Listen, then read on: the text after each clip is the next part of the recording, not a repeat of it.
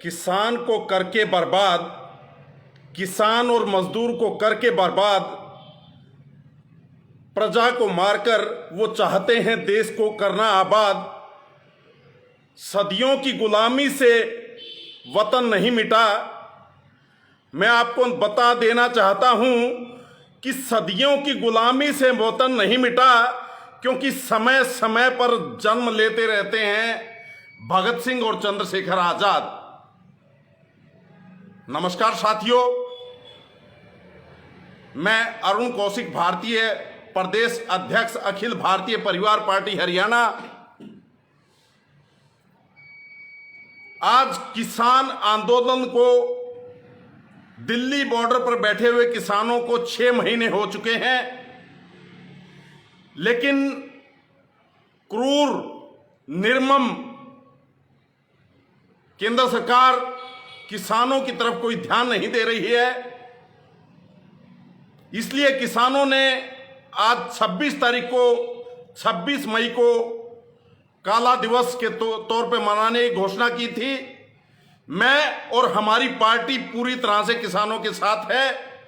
हम इस देश के किसान के साथ खड़े हैं, क्योंकि किसान इस देश का अन्नदाता है। अगर किसान मजबूत है तो ये देश मजबूत है।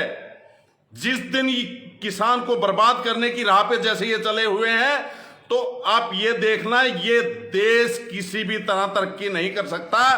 किसान तरक्की करेगा तो देश तरक्की करेगा। इन्होंने किसानों को मारने की पूरी कोशिश की। 6 महीने में किसानों की फसल तैयार होनी थी। गेहूं और सरसों, कपास, ये सब की सब फसलें तैयार होके मंडी में आनी थी। इन्होंने ये सोचा कि किसान यहां बैठेंगे तो इनकी फसल बर्बाद होगी।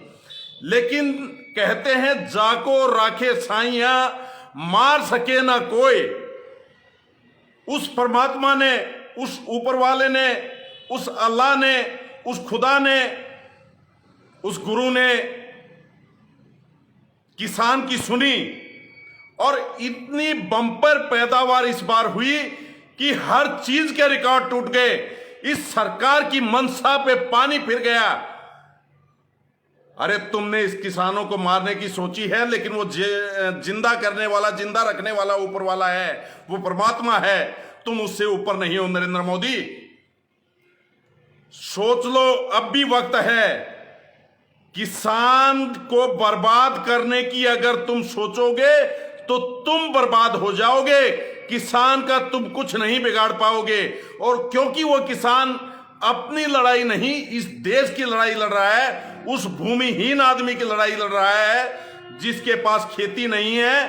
तो वो, तुम चाहते हो पूंजीपति लोग अनाज खरीदे, फसल को खरीदे 15-20 रुपए पे किलो में, और जैसे अब सरसों के तेल की और बाकी और काफी चीजों में महंगाई देखने को मिली है कि स्टॉक करके वो लोग बहुत महंगे रेट में फिर उसको बेचते हैं। तुम चाहते हो तुम्हारे पूंजीपति साथी 15 से 20 रुपए किलो में फसल खरीद के और उस फसल को 100 से 150 रुपए किलो में, 200 रुपए किलो में बेचे।